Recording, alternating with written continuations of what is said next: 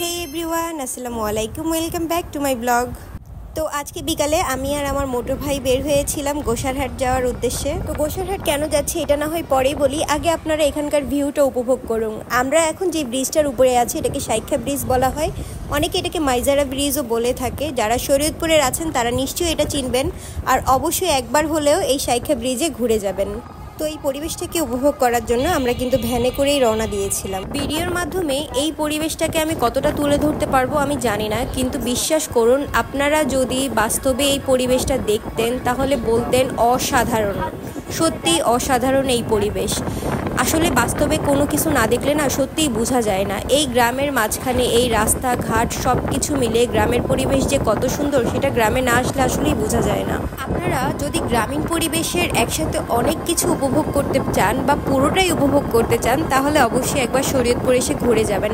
এখানে অনেক কিছু নেই, কিন্তু এই অনেক কিছুর মধ্যে এমন কিছু জিনিস আছে যেগুলো আসলে দেখলে আপনাদের চোখ আর মন দুটোই কিন্তু জুড়িয়ে যাবে, এতটা সুন্দর। শরীয়তপুরের কেউ যদি ভিডিওটা দেখে থাকেন অবশ্যই বলবেন আপনারা কে কোন জায়গায় থাকেন আর কে কোন জায়গা থেকে ভিডিওটি দেখছেন। আচ্ছা, এখন যে 3 রাস্তার মোড়টা দেখতে পাচ্ছেন এটা কিন্তু আমাদের গোসারহাট ব্রিজের উপর ওঠার রাস্তা।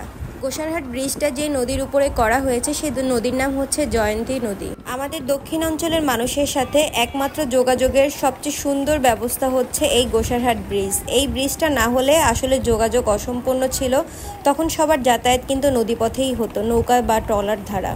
আপনারা যে জয়ন্তী নদীটা দেখতে পাচ্ছেন এটাকে কিন্তু 3 নদীর মোহনাও বলা হয়ে থাকে। এখন যে জায়গাটা দেখতে পাচ্ছেন এটাকে লঞ্চ ও ট্রলারের ঘাট বলা হয়।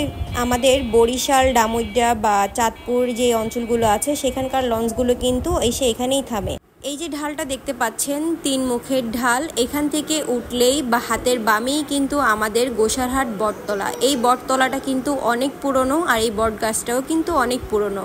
এটাকে বাস স্ট্যান্ড, সিএনজি স্ট্যান্ড বা অটো স্ট্যান্ডও বলা হয়ে থাকে। এই বটতলা বাস স্ট্যান্ড থেকেই কিন্তু আপনারা ঢাকা শরীয়তপুরের বাস পেয়ে যাবেন। আপনারা গোসারহাট আসবেন আর এই মামার হাতের বেলপুরি খাবেন না এটা কিন্তু হতে পারে না। অবশ্যই আপনারা এই মামার হাতের 1 প্লেট বেলপুরি খেয়ে তারপরে গোসারহাট থেকে যাবেন। তার হাতের বেলপুরি এক কথায় অসাধারণ। ছোট্ট একটা কাচের দোকান নিয়ে বসে সে ছোলা বুট বিক্রি করে আর হচ্ছে তার এই জনপ্রিয় বেলপুরি। আমার ভাই আমাকে নিয়ে আসছিল এই বেলপুরি খাওয়ার জন্য। এই বেলপুরির প্লেট 40 টাকা থেকে শুরু হয়। বেলপুরির সাইজটাও মোটামুটি একদম মাশাল্লাহ ঠিক আছে, আর খেতেও কিন্তু খুবই দারুণ। আমি আগেই বলেছিলাম 2 ধরনের টক দেওয়া হয়, একটা মিষ্টি টক, একটা নর্মাল টক। এই যে এখন বোতল থেকে যে টকটা দেওয়া হবে না, এটাই হচ্ছে মামার স্পেশাল মিষ্টি টক, যেটা খাওয়ার জন্যই কিন্তু সবাই এখানে আসে। আর মামা কিন্তু কেপটা না, একবার নেওয়ার পরে আপনারা কিন্তু আবার চাইলে মামা আপনাদেরকে এই টকটা আবার দিবে। রেডি আমাদের বেলপুরি। তো আমরা 50 টাকা প্লেট বেলপুরি নিয়েছিলাম। এবার খাওয়ার পালা। তো প্রথমে আমি আমার ভাইকে দিয়েই শুরু করলাম। আচ্ছা, এবার এটার মধ্যে একটা জিনিস বাকি ছিল, সেটা আমি চেয়ে নিচ্ছি। আচ্ছা, বেরেস্তা দেওয়ার বুদ্ধি এটা কি তোমার নিজের? আমি কিন্তু আগে কোনোদিন দেখিনি বেরেস্তা ছিল না কইলে দিছি আর কি, অনেক মজাও লাগছে। এবার মামার দোকানের লোকেশনটা এক নজরে দেখে নিন। এই যে যে দোকানগুলো দেখতে পাচ্ছেন এই দোকানের সামনেই তানিশা মোবাইল সেন্টার, অথবা এই যে উপরে দেখতে পাচ্ছেন সিয়াম গার্মেন্টস অথবা বিসমিল্লা বস্ত্র বিতান, এর নিচেই কিন্তু মামার ছোট্ট একটা স্টল নিয়ে বসেন। এখন আমরা যাব আদিরতন মিষ্টান্ন ভান্ডারে। এটা কিন্তু আমার অনেক পছন্দের একটা দোকান। কোদালপুরে আমি আদিরতন মিষ্টান্ন ভান্ডার থেকে মিষ্টি খেয়েছিলাম। গোসারহাটেও এদের শাখা রয়েছে আর বিভিন্ন জায়গায়ও কিন্তু আছে। আপনারা এই দোকানের মিষ্টি একবার ট্রাই করবেন। এই দোকান কিন্তু অনেক জনপ্রিয় একটা দোকান। আমি যতবারই শরীয়তপুর আসি ওদের দোকানের মিষ্টি কিন্তু আমি ট্রাই করি। তাই আপনারা যারা গোসারহাট আসবেন অথবা কোদালপুরে আছেন তারা অবশ্যই আদিরতনের মিষ্টির দোকানের মিষ্টি ট্রাই করে দেখবেন। এই হাঁড়িতে রয়েছে এই দোকানের বিখ্যাত স্পঞ্জ রসগোল্লা, যেটা না খেলেই নয়। তো এই মিষ্টির কেজি কত বলেছিল আমার ঠিক মনে নাই, কিন্তু পার পিস 20 টাকা করে, আর কাপ দইগুলো 30 টাকা করে। তো আমাদের খাবার চলে এসেছে। আমি আমার ভাইকে বলছিলাম আগে কিন্তু তুই ট্রাই করতে হবে, তুই খেয়ে দেখ কেমন।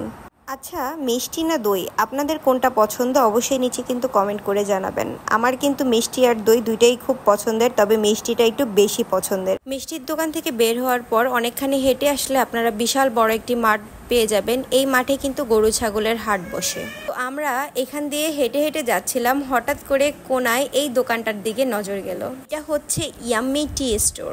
আমি কি পরিমাণ চায়ের ছ্যাঁচড়া এটা আপনারা খুব ভালো করেই জানেন, তাই দোকানটি দেখা মাত্রই আমি এখানে দাঁড়িয়ে পড়লাম 1 কাপ চা খাওয়ার জন্য। আর আমি তাদেরকে জিজ্ঞাসা করি তারা কি সেল করে। দোকান কার? কি সেল করেন ভাইয়া? দুধ চা, রং চা, মালাই চা, কফি।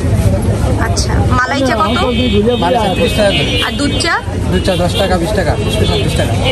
আচ্ছা, আর হচ্ছে রুটি কি পোড়া রুটি? পোড়া রুটি 15 টাকা সিঙ্গেল, আর প্যাকেজ 50 টাকা। আচ্ছা, আমাদের জন্য 2টা মালাই চা দিয়ে দেবেন। ঠিক আছে, বসে। এবার ভাইয়ের হাতের ইয়ামি মালাই চাটা ঠিক কিভাবে তৈরি হয় সেটাই দেখব। প্রথমে 2টা মাটির কাপ নিয়ে নিল, তারপর কেটলি থেকে গরম পানি দিয়ে কাপ 2টাকে খুব ভালো মতো তারা ক্লিন করে নিল। যাক, ব্যাপারটা কিন্তু অনেক ভালো লাগলো। এরপর এর মধ্যে সে চিনি দিয়ে নিচ্ছে প্রথমে, এরপর কাপের মধ্যে ফুটন্ত গরম দুধ দিয়ে নিচ্ছে। এখন এর মধ্যে চায়ের লিকারটা অ্যাড করে নেবে। ওয়াও, দেখতে পাচ্ছেন এটার রংটা কতটা সুন্দর এসেছে। চায়ের লিকারটা কিন্তু একদমই পারফেক্ট। এবার চিনির সাথে চায়ের লিকারটাকে খুব ভালো মতো নেড়ে চেড়ে মিশিয়ে নিচ্ছে। এটা যেহেতু মালাই চা, অবশ্যই এটার মধ্যে সর অ্যাড করতে হবে, অর্থাৎ মালাই অ্যাড করতে হবে। ভাইয়াকে দেখলাম একটা কৌটো থেকে এদের মধ্যে সর অ্যাড করে নিচ্ছে, আর সরগুলো কিন্তু দেখতে পাচ্ছেন কতটা ঠিক। এরকম মোটা স্তরের সর কিন্তু খেতে মজাই লাগে। এরপর এর মধ্যে গুঁড়ো দুধ অ্যাড করে একটু সামান্য ডেকোরেশন করে দিল। ব্যাপারটা কিন্তু দারুণ হয়েছে। আপনারা এখানে আসলে কিন্তু এই ভাইয়ার হাতের এই মালাই চাটা মিস করবেন না। মালাই চাটা কিন্তু অসাধারণ হয়েছে খেতে।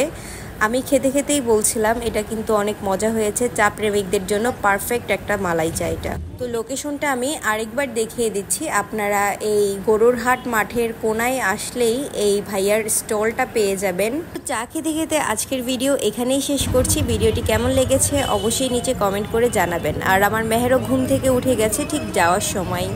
তো গোসারহাট থেকে আজকে বিদায় নিচ্ছি। ধন্যবাদ, সবাই ভালো থাকবেন। আসসালামু আলাইকুম।